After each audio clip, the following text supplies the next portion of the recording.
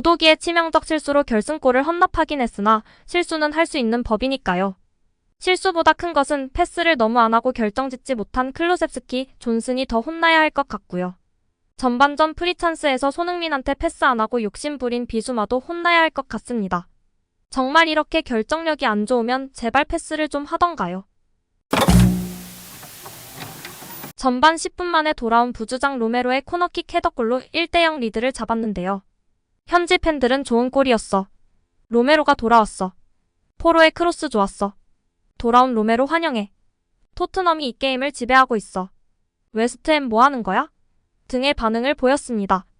전반전 77%의 점유율로 압도적인 경기를 보이고 있는 토트넘인데요.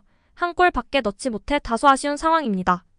전반전이 종료된 이후 현지 팬들은 좋은 전반전이지만 더 골이 필요해. 우리가 4대0으로 이기고 있어야 할 경기 내용이었어. 안 그럼 우리가 2대1로 진다고. 우리가 완전히 경기를 끝낼 만큼 더욱 무자비해야 해. 안 그럼 패배할 수 있어. 웨스트햄이 리듬을 찾았어. 우린 웨스트햄과 다른 대우를 받고 있어. 심판 짜증나. 축하하고 잘했지만 후반전엔 더 많은 골이 필요해 등의 반응을 보였습니다. 전반전이 종료된 후 소파스코어의 평점에서는 전반적으로 7점대 평점을 기록하며 좋은 모습의 토트넘인데요. 우리 손흥민 선수도 7.2점으로 준수한 평점을 받았습니다. 알고리즘 기반으로 수치에 따른 평점인데요. 실제 전문가와 팬들이 볼 때에는 공격에 안정감을 주며 더욱 높은 활약을 하고 있다고 볼 수 있습니다. 다만 토트넘이 공격 시 마무리가 아쉽고 조금 더 과감한 모습이 필요할 것 같은데요. 아니면 더욱 손흥민 선수에게 공을 더 많이 배급해야 할 것입니다. 후반 51분. 계속해서 경기를 주도하던 토트넘이 일격을 맞았습니다. 보엔이 결국 이 골을 터뜨렸습니다. 1대1 무승부를 만드는 웨스트햄. 현지 팬들의 말이 맞았습니다. 골을 더 넣지 못했던 토트넘은 대가를 치르게 되었는데요. 1대1 무승부로 다시 경기는 팽배해졌습니다. 한 현지 팬은 다시 일어나 골을 넣어야 해. 안 그럼 우린 놀라운 축구를 했지만 골을 못 넣을 뿐입니다. 라는 이야기를 하게 된다며 반응했습니다. 웨스트햄을 상대로 계속해서 만들고 있는 토트넘이지만 마무리가 안 되고 있는데요. 무엇보다도 어려서 그런 건지 축구 지능이 낮은 건지 팀 내 에이스 손흥민을 향한 패스가 적은 것 같습니다. 더 많이 손흥민에게 볼을 배급하는 게 필요합니다. 손흥민이 더욱 팀 동료들을 위한 움직임을 가져가주면서 공간을 만들어주고 있는데 마무리하지 못하고 있는 존슨과 셉셉이인데요. 이들이 더욱 손흥민에게 볼을 배급해야 할 것 같고 로셀소도 더 손흥민에게 키패스를 줘야 하는데 그렇지 못하고 있어 아쉬운 것 같습니다. 후반 72분 우도기의 패스미스가 나오면서 결국 실점하게 되는 토트넘인데요. 정말 안타깝습니다. 정말 토트넘 더럽게 결정을 못 짓고 있는데요. 못하면 손흥민이 가장 결정력 좋은 공격수인데 거기에 몰아주던가 해야 하는데 참 답답한 상황입니다. 히샬리송이 들어온 후 왼쪽으로 벌려있는 손흥민 선수인데요. 남은 시간에 꼭 해결사 역할을 해주길 기대해봅니다. 결국 87분 교체되어 나온 손흥민입니다. 전반전 좋은 경기력을 펼쳤던 토트넘이 또 다시 무너지고 말았습니다. 1대2로 경기는 마무리되었습니다. 골을 넣든가 마무리를 제대로 못하겠으면 팀 내 최고 득점자, 가장 큰 결정력을 가진 선수에게 패스를 제공하던가를 했어야 하는 토트넘인데요. 정말 너무나 답답했습니다. 평균 연령 26.3세의 토트넘인데요. 경험이 없어서일까요? 욕심이 많아서일까요? 여러분들의 생각은 어떠신가요? 풋볼런던의 보도로 NG 감독이 손흥민 중심으로 팀을 리빌딩하겠다고 밝히며 화제가 되고 있습니다. 풋볼런던은 토트넘이 큰 경기에서 손흥민을 필요로 했을 때 손흥민은 그 자리에 항상 있었고 이번 시즌 아스날, 리버풀, 맨시티를 상대로 골을 넣었고 그런 점이 손흥민이 주장 완장을 얻은 이유로 보여준다고 NG 감독의 발언을 전했습니다. 이어 이런 것이 리더십의 일종의 정의라고 할 수 있다. 상황이 좋지 않을 때도 모든 사람은 변함없이 리더를 보게 되는데 우리 팀의 리더는 어떻게 할까? 라고 생각하면서 말이죠. 그리고 제가 생각하기에 소니의 머릿속에는 선수들이 나에 대해 좋다고 생각할까? 나쁘다고 생각할까? 나는 경기 동안 달리기를 멈추지 않을 거야 라고 생각하는 것 같아요. 그리고 그런 소니의 행동은 선수들에게 많은 영향을 미치는데요. 많이 달리는 것은 보상이 없기 때문에 공을 쫓아대는 것만으로도 보상을 얻을 수 없습니다.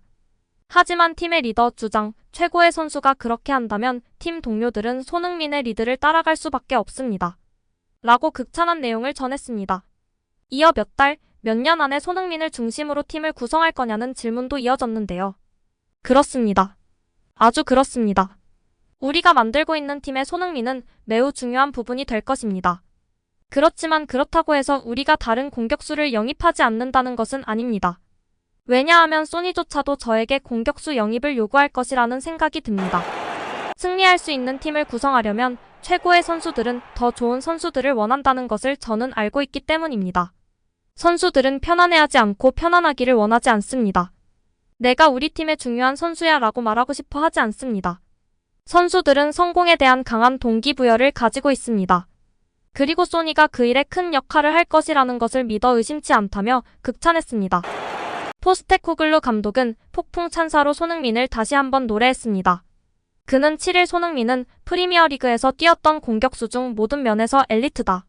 그가 은퇴할 때쯤 프리미어리그에서 가장 뛰어난 공격수 중 한 명으로 꼽히지 않는다면 나는 매우 놀랄 것 같다고 말문을 열었습니다.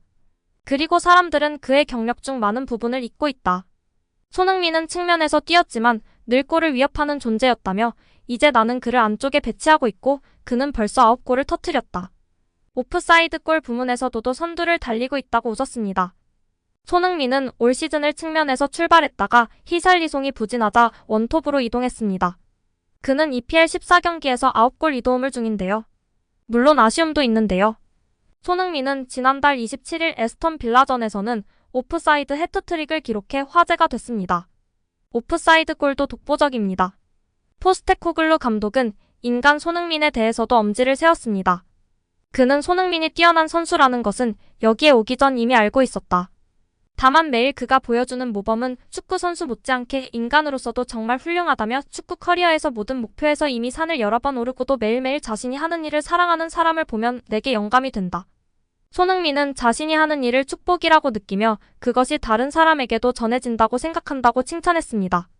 손흥민은 올 시즌 아스널, 리버풀, 맨시티 등 강호를 상대로 모두 득점포를 가동했습니다. 포스테코글루 감독은 이것이 러더십의 정의라고 단언했습니다. 그는 경기가 잘 풀리지 않을 때 항상 리더를 바라본다. 사람들이 좋게 말하든 나쁘게 말하든 손흥민은 항상 질주를 멈추지 않을 것이라는 생각을 머릿속에 지니고 있는 것 같다. 그리고 그것이 동료들에게 영향을 미친다. 사실 대부분의 질주는 보상이 없다. 리더이자 최고의 선수가 그렇게 하고 있다면 팀 동료로서 그렇게 하지 않을 수 없다. 지금도 겪고 있는 이 힘든 기간 동안 그는 큰 힘이 되어줬고 내게는 영감이다. 손흥민과 함께 일할 수 있다는 것이 정말 감사하게 느껴진다고 강조했습니다. 오늘 영상은 여기까지입니다. 끝까지 시청해주셔서 감사합니다. 늘 건강하시고 더 좋은 영상으로 찾아뵙겠습니다. 구독과 좋아요도 잊지 마시고 부탁드립니다. 감사합니다.